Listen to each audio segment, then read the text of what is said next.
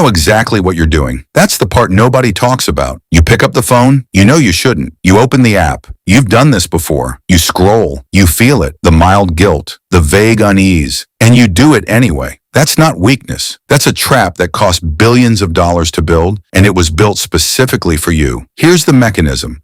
Your brain is ancient, but your world is modern. That mismatch is the problem. Every notification, every scroll, every unpredictable reward triggers dopamine, the same chemical that drives hunger, ambition, and desire. Your brain cannot tell the difference between a meaningful reward and a meaningless one. It only knows that something might be next. Unpredictable rewards create the strongest habits. That's not a character flaw, that's neuroscience. Social media was engineered to exploit it. You're not scrolling because you're lazy. You're self-medicating. Let me prove it to you. Open your screen time right now, not tomorrow, not later. Right now. Look at the number. Now think about when most of that time happens. Late at night, when you're tired, when the work feels too big, when tomorrow feels easier than today. That number isn't just time. It's a record of every moment you chose distraction over the person you were trying to become.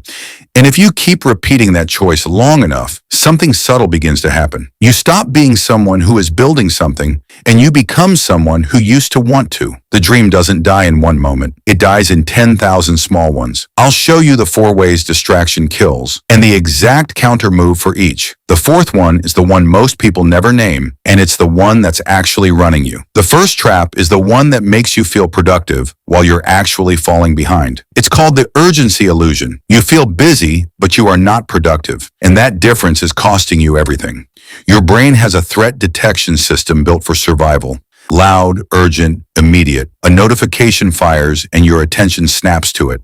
That snap is ancient code. It kept your ancestors alive. In 2026, it's killing your dreams. Researchers tracked how long people actually stay on one task. The answer is 47 seconds. Not minutes. Seconds. That's the average before attention shifts to something else. And here's what makes it worse. Nearly half the time, you're the one interrupting yourself. Not a notification. Not someone calling your name. You're not distracted because you're weak. You're distracted because someone spent billions making sure you would be. The counter move is time-blocked focus. Not check your phone less. That's willpower, and willpower expires. 25 to 50 minutes of uninterrupted work, followed by a real break. 2 phone windows, morning and afternoon. And outside those windows, the phone doesn't exist. You are not avoiding distraction. You are making distraction structurally impossible.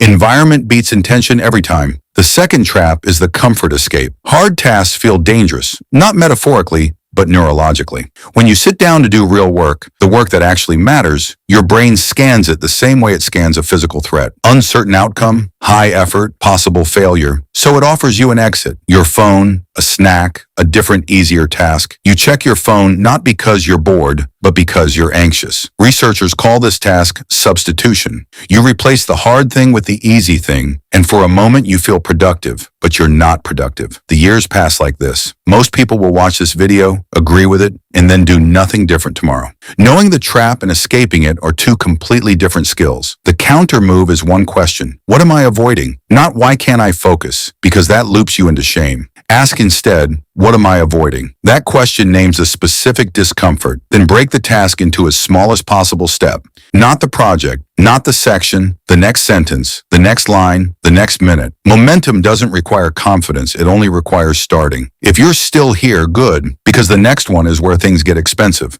Not minutes, years. The third trap is the attention drain. Your attention is a finite resource, and it's being depleted faster than you think. Researchers found that an interruption as short as 3 seconds is enough to disrupt concentration and increase errors on whatever you were doing. 3 seconds. That's a glance at your phone. That's a notification preview. That's the cost.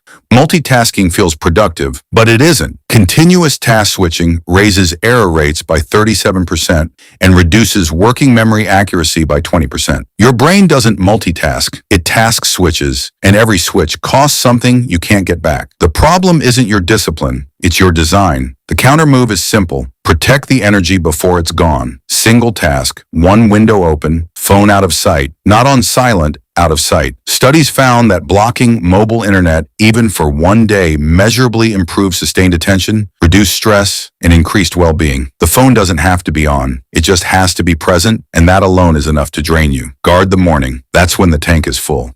Don't spend it on other people's urgency. The fourth trap is the slow erasure, and it's the one most people never name, even though it's the one that's actually running them. The first three traps steal your time and energy. This one steals something worse. It steals your sense of who you are going to be. We consume more information in a single day than people in the 1800s consumed in an entire month.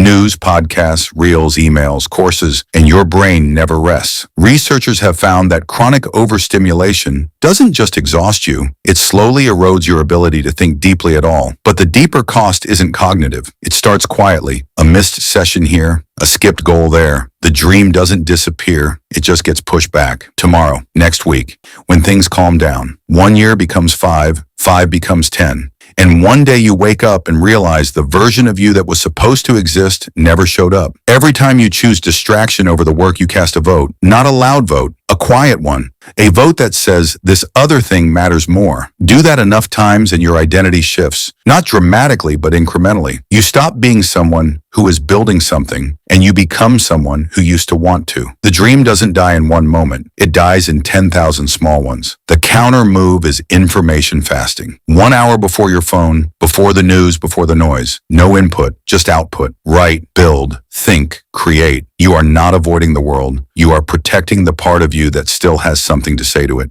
The question is no longer, should I check this? The question is this who I am? 4 traps: urgency, comfort, attention drain, and the slow erasure. None of them look dangerous in the moment, and that's exactly why they work. You are not broken. You are ancient hardware running in a modern world, and the modern world was designed to exploit exactly that. 2 objects, 2 choices. The phone is comfort, the work is the dream. Every moment you pick one, and every moment you become someone. The person who controls their attention controls their future. You already know what to do. Start with 1 hour, 1 protected hour. Pick up the work. What's the one distraction that keeps pulling you back even when you know what it's costing you? Drop it below.